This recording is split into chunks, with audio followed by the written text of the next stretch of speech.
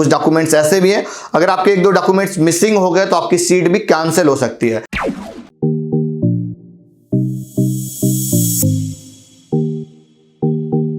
Hello everyone, तो आज की इस वीडियो में हम लोग बात करने वाले हैं यूपीएसडब्ल्यूई जो 2021 की काउंसलिंग होने वाली है उसमें कौन कौन से डॉक्यूमेंट्स रिक्वायर्ड होते हैं at the time of physical reporting.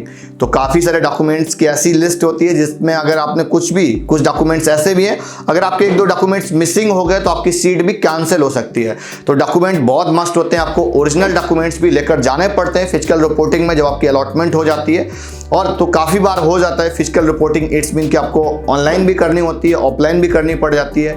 अभी ये सारी चीजें ब्रोशर में आपको बताई जाएंगी। फिलहाल आज की इस वीडियो में हम आपको डॉक्यूमेंट्स की लिस्टिंग जितनी भी है वो सारी बताने वाले हैं। सबसे पहले हम बात करेंगे कि जो यहाँ पर ओरिजिनल डॉक्यूमेंट्स हैं वो सबसे ज्यादा मस्ट होते हैं। एक तो आपका 10th का हो गया, 12th की डॉक्यूमेंट्स की मतलब मार्कशीट हो गई। जब तक आपकी फिजिकल रिपोर्टिंग हो रही होती कब तक आपकी मार्कशीट वगैरह आ जाती है। और जेई के स्कोर कार्ड हो गया, जेई एडमिट कार्ड हो गया, बिकॉज आपकी यूपीएसडब्ल्यूई की काउंसलिंग जेई की भी आप पर होगी। सिमिलर डॉक्यूमेंट्स आपके जोसा में भी रिक्वायर्ड होते हैं, कोई भी डिफरेंस नहीं दोनों में, बस थोड़ा सा फॉर्मेटिंग को लेकर डिफरेंस आता है। तो वो आपको मैं जब जोसा की वीडियो बनाऊंगा देन उसमें मैं ये चीजें कवर अप कर लूंगा। Category certificate, income certificate, domicile certificate, ये 3 डॉक्यूमेंट्स ऐसे हैं कि जो 1 अप्रैल 2021 के बाद का होना चाहिए। अदरवाइज अगर आपकी सीट जो अलॉटेड सीट है वो आपकी कैटेगरी पर अलॉट हुआ, फॉर एग्जांपल ओबीसी एनओ पर हमारी सीट अलॉट हुआ है बीसी एनओ पर, तो हमारी वो सीट फिर रिजेक्ट हो जाती है अगर हमारे पास में कैटेगरी सर्टिफिकेट नहीं मिलता है। तो आप कोशिश करिए पुराना सर्टिफिकेट नहीं होना चाहिए जिसका भी अभी तक ये डॉक्यूमेंट्स नहीं बने हुए, तो अभी सारे डॉक्यूमेंट्स बनवा लो। और उसके बाद में अगर आपने ड्रॉप कर रखा है, लास्ट ईयर आप पास आउट हो 10+2 में, तो आपका एक एफिडेविट लगता है ड्रॉप ईयर वाला, तो वो भी आपको प्रिपेयर करना होता है at the time of counselling. Medical certificate का एक फॉर्मेट वगैरह आ जाता है उनका ऑफिशियल पोर्टल पर, तो उस पे आपको जाकर वेरीफाई कराना पड़ता है कि मेडिकल फिटनेस सर्टिफिकेट एक तरह का होता है, उसकी आपकी जो ओरिजिनल कॉपी होती है वो वहीं पर सबमिट हो जाती है कैंपस में। उसके बाद में माइग्रेशन सर्टिफिकेट हो गया, ट्रांसफर सर्टिफिकेट हो गया और करेक्टर सर्टिफिकेट हो गया।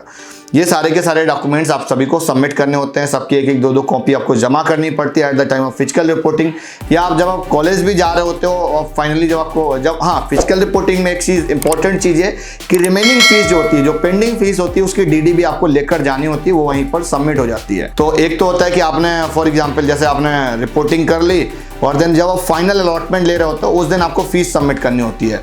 बीच में आपकी फिजिकल रिपोर्टिंग का प्रोसेस नहीं होता है, अगर ऑनलाइन चल रहा होगा थोड़ा सा हो सकता है यहाँ पर आपको कंफ्यूजन आ रहा होगा। देखो अगर आपने ऑनलाइन प्रोसेस करके आप फ्लोट करते जा रहे हो तो बीच में आपका रिपोर्टिंग नहीं होगा, राइट।